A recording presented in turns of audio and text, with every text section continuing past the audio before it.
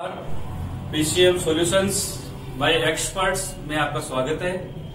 आज हम केमिस्ट्री के टॉपिक जो साम्य अवस्था इक्विलिब्रियम से आज हम एक टॉपिक लेंगे।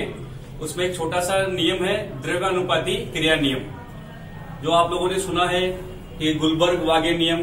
तो उसके बारे में बताऊंगा मैं आपको कि द्रव्यानुपाती क्रिया नियम क्या है। तो देखो, आज हम द्रव्य अनुपाती क्रिया नियम की बात कर रहे हैं। इस द्रव्य अनुपाती क्रिया नियम को समझने से पहले हमें एक छोटी सी एक पॉइंट जो अपने काम आएगा बीच में कि सक्रिय द्रव्यमान, इसको समझना जरूरी है, क्योंकि कई बार बार इसका नाम आएगा कि सक्रिय द्रव्यमान होता क्या है। तो सक्रिय द्रव्यमान होता है किसी भी पदार्थ के ग्राम अणुओं की वह संख्या जो उसके इकाई आयतन में उपस्थित होती है। इकाई आयतन का मतलब होता है 1 लीटर कहते हैं। तो सक्रिय द्रव्यमान किसी पदार्थ के ग्राम अणुओं की वह संख्या जो उसके इकाई आयतन में उपस्थित होती है, उसे सक्रिय द्रव्यमान कहते हैं।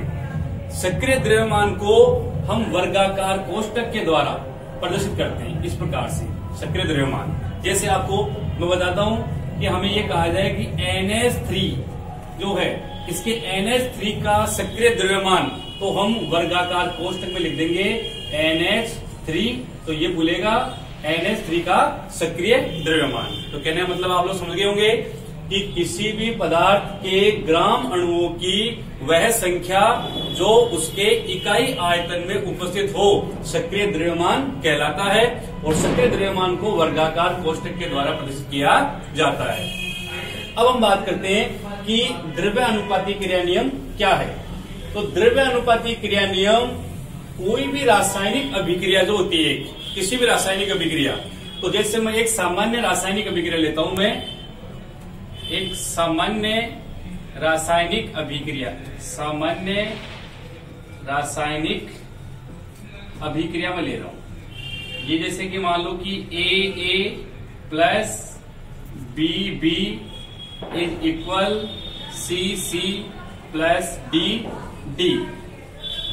ये एक सामान्य रासायनिक अभिक्रिया है, लेकिन आपको ये ज्ञात होना चाहिए कि हम द्रव्य अनुपाती क्रिया नियम पढ़ रहे हैं, साम्य अवस्था पढ़ रहे हैं। साम्य अवस्था हमेशा उत्क्रमणीय अभिक्रियाओं में संपन्न होती है, इसलिए जो इक्वल का जो चिन्ह है वो दोनों तरफ वाला आएगा। ठीक है, अब ये सामान्य अभिक्रिया है। अब सक्रिय द्रव्यमान यानी कि द्रव्य अनुपाती क्रिया नियम क्या कहता है, तो इसके बारे में आप पहले एक चीज जानो इसको कि जो द्रव्य अनुपाती क्रिया नियम है वो दो वैज्ञानिकों, एक तो है गुलबर्ग वैज्ञानिक और दूसरा वैज्ञानिक था अपने पास में वागे। तो गुलबर्ग और वागे दोनों वैज्ञानिकों ने मिलकर के इस नियम की उत्पत्ति की थी। इसलिए कई बुक्स में अपन कहते हैं कि गुलबर्ग वागे नियम क्या है, तो गुलबर्ग वागे नियम और द्रव्य अनुपाती क्रिया नियम एक ही है। तो इसी को हम गुलबर्ग वागे नियम के नाम से भी जानते हैं। ठीक है, अब ये जो द्रव्य अनुपाती क्रिया नियम है, ये कहता है भाई कोई भी रासायनिक अभिक्रिया जो होती है उसमें पदार्थ के अभिक्रिया करने की जो दर होती है वो अभिकारकों के और उत्पादों के सक्रिय द्रव्यमानों के गुणनफल के बराबर होती है। किस प्रकार से होती है ये थोड़ा समझना है कि देखो, अब एक सामान्य अभिक्रिया है। इस अभिक्रिया में कैपिटल A और कैपिटल B जो है ये तो है अभिकारक, और कैपिटल C और कैपिटल D जो है वो है उत्पाद, और इसमें जो स्मॉल a और स्मॉल b है वो अभिकारकों के अणुओं की संख्या, या यूं कह सकते हैं अभिकारकों के मोलों की संख्या, और स्मॉल d और स्मॉल c और स्मॉल d जो है वो उत्पाद के अणुओं की संख्या या मोलों की संख्या होती है। तो कोई भी अभिक्रिया जो होती है, अभिक्रिया कैसे भी हो, हमारे पास में जब अभिक्रिया प्रारंभ होती है उस समय हमारे पास में उत्पाद नहीं होते, कभी भी अभिक्रिया ही प्रारंभ होती है, यानी कि अभिकारक अभिक्रिया करते हैं। तो प्रारंभ में अभिकारक जो होते हैं वो तो होते हैं अधिकतम, यानी कि इनकी सांद्रता होती है अपने पास में अधिकतम, और उत्पाद की सांद्रता होती है न्यूनतम। लेकिन जैसे जैसे समय बढ़ रहा है, जैसे अभिक्रिया प्रारंभ हो गई है, तो अभिक्रिया प्रारंभ हुई है तो धीरे धीरे अभिकारकों की सांद्रता तो कम होगी और उत्पाद की सांद्रता क्या होगी, बढ़ेगी। तो अभिक्रिया पहले अभिकारक इस तरह चलेगी, तो इसको हम बोलते हैं अग्र अभिक्रिया। क्या बोलते हैं? अग्र अभिक्रिया, जिसको हम RF से दर्शाते हैं, रिएक्शन ऑफ फॉरवर्डेड। और जो अभिक्रिया वापस चलती है उसको हम बोलते हैं प्रतीप अभिक्रिया, या जिसको हम बोल सकते हैं पश्चय अभिक्रिया, और इसको हम RB के द्वारा प्रदर्शित करते हैं।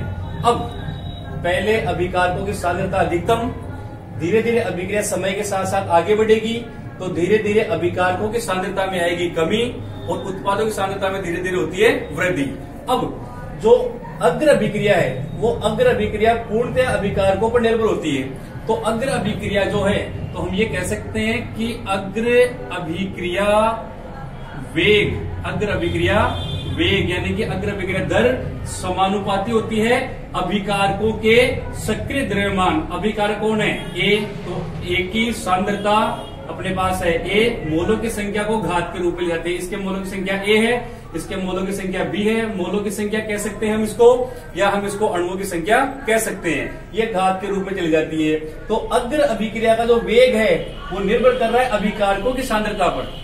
कहने का मतलब अग्र अभिक्रिया का वेग समानुपाती है A के सक्रिय द्रव्यमान A और B के सक्रिय द्रव्यमान B के ऊपर निर्भर होती है, समानुपाती होती है। अब अग्र अभिक्रिया के वेग को हम लिख रहे हैं RF से।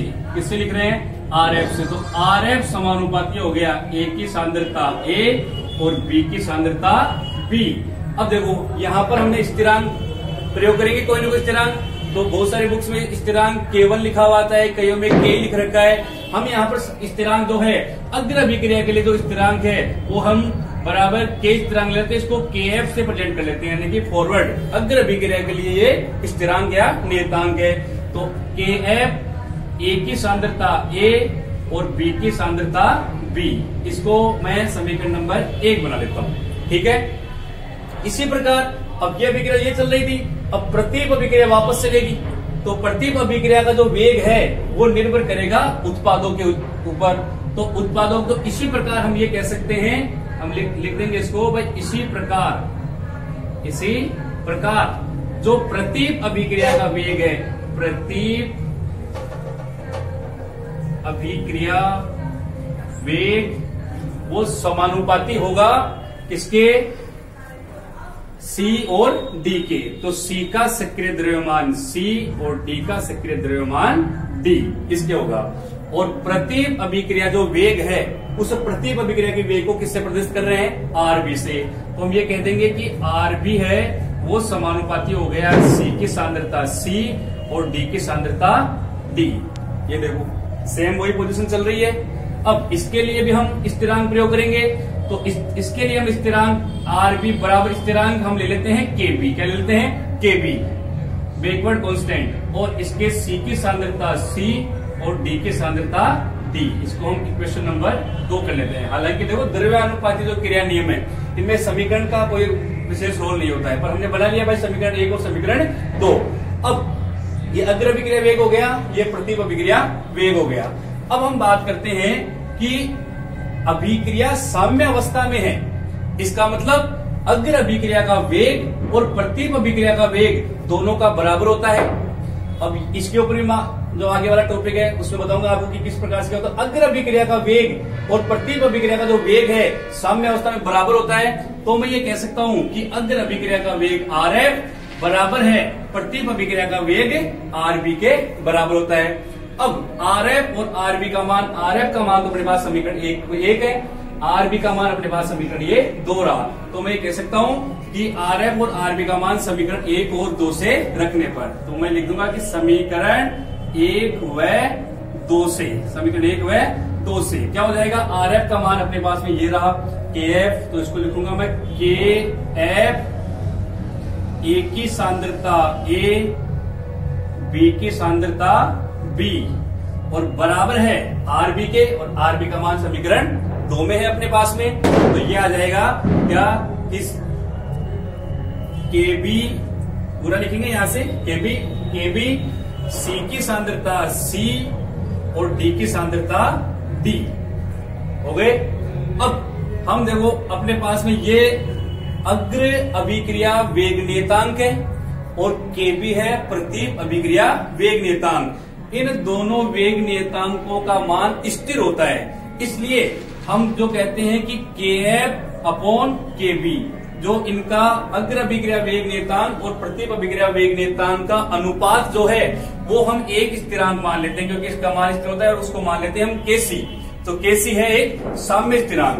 तो हम ये कह सकते हैं, अब हम इसको इसी समीकरण को यदि हम इस प्रकार से लिख सकते हैं, देखो Kf अपॉन Kb बराबर ये C की सांद्रता C, D की सांद्रता D अपॉन A की सांद्रता A और B की सांद्रता B। मैथ्स वाले स्टूडेंट तो जानते इसको, बायो वाले स्टूडेंट ये जो है इसको मैंने क्रॉस मल्टीप्लाई कर दिया, वज्र गुणा, तो ये मान यहाँ आ गया, ये मान ये आ गया, तो दोनों क्या हो गए, बराबर हो गए। और Kf अपॉन Kb बराबर किसके बराबर है, Kc के बराबर है। तो मैं ये कह सकता हूं कि Kc बराबर C की सांद्रता C, D की सांद्रता D अपॉन A की सांद्रता A और B की सांद्रता B। C और D अपने पास में उत्पाद थे, A और B अपने पास में अभिकारक थे। तो मैं ये कह सकता हूं कि साम्य स्थिरांक Kc है वो उत्पादों की सांद्रता बटे अभिकारकों की सांद्रता के अनुपात के बराबर है। तो मैं इसको ये कह सकता हूं कि Kc बराबर सांद्रता किसकी, उत्पाद की सांद्रता, उत्पाद की सांद्रता बटे AB किसकी है, अभिकारकों की सांद्रता, अभिकारक या क्रियाकारक इनकी सांद्रता। ये हमें प्राप्त करना होता है द्रव्यानुपाती क्रिया नियम से। ये तो अपना हो गया द्रव्यानुपाती क्रिया नियम या गुलबर्ग वागे नियम। लेकिन मैं इसमें छोटी सी बात और कहना चाहता हूं कि जो साम्य स्थिरांक है इसके बारे में मैं आपको थोड़ा सा अलग से बताना चाहता हूं कि जो साम्य स्थिरांक है, ये साम्य स्थिरांक दो प्रकार के होते हैं। एक तो होता है Kc से प्रेजेंट करते हैं और एक को करते हैं हम Kp से। Kc जो है वो सांद्रता के लिए साम्य स्थिरांक होता है और Kp जो होता है वो दाब के लिए साम्य स्थिरांक होता है। Kc जो है वो किसी भी ठोस द्रव्य जो वाली अभिक्रिया होती है उनके लिए काम में लेते हैं, और Kp जो है वो गैस वाली अभिक्रियाओं के लिए काम में लिया जाता है। इसमें जैसे मैंने ये Kc निकाला, यहाँ पर ये Kc निकाला मैंने, तो ये सांद्रताओं के लिए यदि यही अभिक्रिया, यही एक सामान्य अभिक्रिया मैं ये कह दूं कि गैस अवस्था में हो रही थी अभिक्रिया, तो गैस अवस्था में यदि अभिक्रिया हो रही है तो हम Kc नहीं निकालेंगे इसका, तो हमें क्या निकालना पड़ेगा, Kp निकालना पड़ेगा, प्रेशर ऑफ कांस्टेंट, प्रेशर।